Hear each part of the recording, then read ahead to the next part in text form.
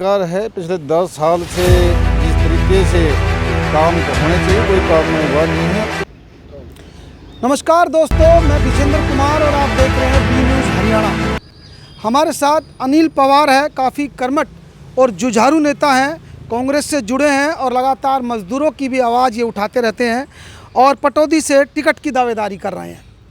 सबसे पहले मेरा जो सवाल है अनिल पवार जी से, मेरा ये सवाल है कि आप पटौदी विधानसभा से चुनाव लड़ना चाहते हैं, क्या क्या ऐसे मुद्दे हैं? आपने वहाँ पर लोगों से, जनता के बीच आप गए होंगे, मुद्दे तमाम जनता बता रही होगी, कितना विकास हुआ है। भाजपा की सरकार लगातार प्रदेश में 10 साल से बनी आ रही है, क्या क्या मुद्दे देख रहे हैं आप?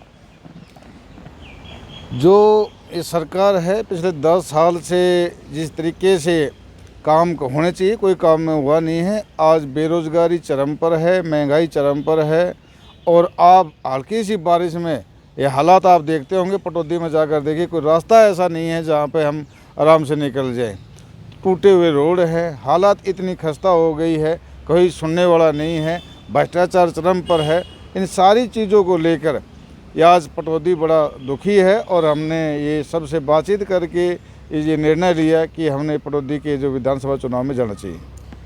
आप गांव के बीच गए होंगे, क्या सरकारी स्कूल है या स्टेडियम है या वहाँ पर पार्क है या वो बस स्टैंड की जो तमाम सुविधाएं मिलनी चाहिए? जो छात्र हैं दूर दराज से गुरुग्राम पढ़ने आते हैं, क्या वहाँ से बस की सुविधा दी गई है या छात्रों के लिए और कोई सुविधा की है सरकार की तरफ से?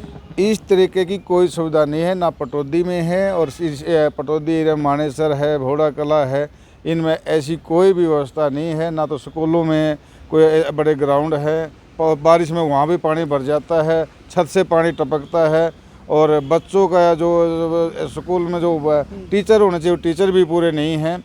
दूसरा, स्टेडियम की तो बात भूल ही जाओ। स्टेडियम इतना बड़ा एरिया है मानेसर में भी ऐसा कोई स्टेडियम नहीं है जहाँ पर भी वहाँ बच्चे जाके अपने खेल सके, अपने खेलों में भाग ले सके। इस तरह की कोई भी ऐसी सरकार की तरफ से कोई सुविधा नहीं। अनिल जी, मानेसर को निगम जब बनाया गया तो ग्रामीणों ने काफ़ी विरोध किया था कि यहाँ पर इसको पंचायत में रहने दिया जाए, विकास नहीं हो पाएगा। क्या विकास हो पाया निगम बनने के बाद? क्या गांव की जो समस्या थी सीवर लाइन की या पानी की, वो बिछ पाई है?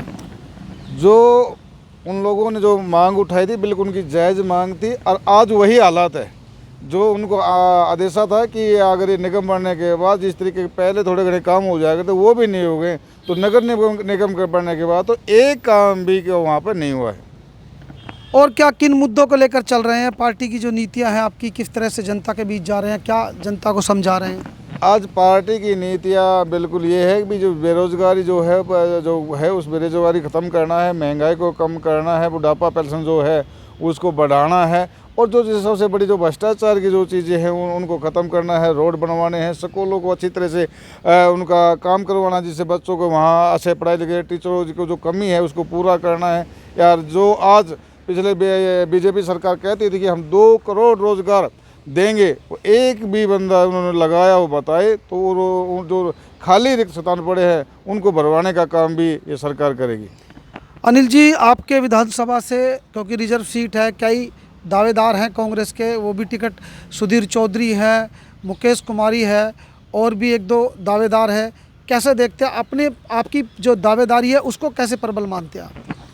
देखो, ये लोकतंत्र है और कांग्रेस पार्टी एक लोकतंत्र से चलती है और सारे जो हमारे जिन्होंने आपको नाम बताए हैं सारे, इसके अलावा भी और साथी भी हैं, सब ने अच्छे काम कर रहे हैं और सारे कांग्रेस पार्टी को मजबूत करने का काम कर रहे हैं और हम सब मिलकर दावेदारी सब ने करनी चाहिए। मैंने भी दावेदारी करी है, उन्होंने भी करी है और मैं ये मानता हूँ कि जब कांग्रेस पार्टी अभी सबको चेक करके वो देखेगी तो मैंने जिस तरीके से पिछले 20 साल में जो एक किसान, मजदूर और कर्मचारियों की मांगों के लिए संघर्ष किया है और जो 1811 एकड़ की जो मानेसर में जो आंदोलन चला उसमें मेरी बड़ी भागीदारी रही है। अहिर रेजिमेंट के लिए मैंने बड़ा योगदान दिया है। महिला पहलवानों का जो आंदोलन चला उसमें भी मेरा बड़ा योगदान रहा है और किसान धरना की तो आप सब जानते ही हैं कि गुड़गांव में किस तरीके से आंदोलन हमने यहाँ धरना किया और हमने उसमें सहयोग किया और हमारे तमाम साथियों ने जहाँ जहाँ भी आंदोलन है वहाँ भी मैं सहयोग किया। तो ये दावेदारी, प्रबल दावेदारी मेरी बनती है। बाकी पार्टी के ऊपर है, पार्टी किसको टिकट देगी, हम सब मिलकर उसका सहयोग करेंगे। अच्छा, क्या भाजपा ने विकास कराया पटौदी में? पटौदी के विधायक रहे हैं सत्यप्रकाश जरावता, क्या उन्होंने विकास कराया? देखो, सत्यप्रकाश अपने मित्र हैं, और क्योंकि वो भी एडवोकेट है और मैं भी एडवोकेट हूँ, और हमारे 20-25 साल से हम उनके साथ है। चलो, लेकिन जिस तरीके का मैंने पहले ही बताया, आज तराई पे गांव के लोग हैं और लोग जो जम जाके बात करते हैं, सभी लोगों का यही है कि भी यहाँ पर विकास के नाम पर यहाँ कुछ नहीं मिला। इस तरीके से इस तरीके का भारी रोष है। हॉस्पिटल कहाँ हॉस्पिटल पर, मानेसर में अगर कोई हॉस्पिटल हो, मानेसर में बता दीजिए, पटौदी में कोई अच्छा हॉस्पिटल हो, आगे बढ़े। और जो पहले कांग्रेस के राज में जो चीज़ें आई थी, उसके अलावा कोई अगर बीजेपी ने दिया हो तो बताइए हमारे को। बिल्कुल, देखिए, ये थे हमारे साथ अनिल पवार, और ये पटौदी विधानसभा से दावेदारी कर रहे हैं। ऐसे में विधानसभा चुनाव भी नज़दीक है, तमाम पार्टियों के जो नेता हैं वो अपने अपने चुनावी क्षेत्र में लगातार चुनावी प्रचार कर रहे हैं। ऐसे में अक्टूबर में चुनावी घोषणा होगी, और ऐसे में पार्टी किसको टिकट देगी, किस पर भरोसा जताएगी, ये भी देखने वाली बात होगी। लेकिन इतना ज़रूर है कि जो तमाम मुद्दे हैं, शिक्षा, चिकित्सा, इनको मुद्दों को लेकर जो नेता हैं वो जनता के बीच जा रहे हैं और अपने विजन को समझा रहे हैं। अब ऐसे में देखना होगा कि हरियाणा में जब चुनाव होगा तो किस तरह का माहौल बनेगा। हालांकि कांग्रेस दावा कर रही है कि इस बार कांग्रेस हरियाणा में सरकार बनाने जा रही है। हालांकि बीजेपी भी ये दावा कर रही है, जिस तरह से लोकसभा का जो परिणाम सामने आया, 5-5 सीटें दोनों को पार्टियों को मिली, और ऐसे में जनता अब आने वाले विधानसभा चुनाव में किसको काबिज करेगी सत्ता में, ये भी देखने वाली बात होगी। वीडियो ज़्यादा से ज़्यादा शेयर करें और कमेंट बॉक्स में अपनी राय ज़रूर रखें। नमस्कार।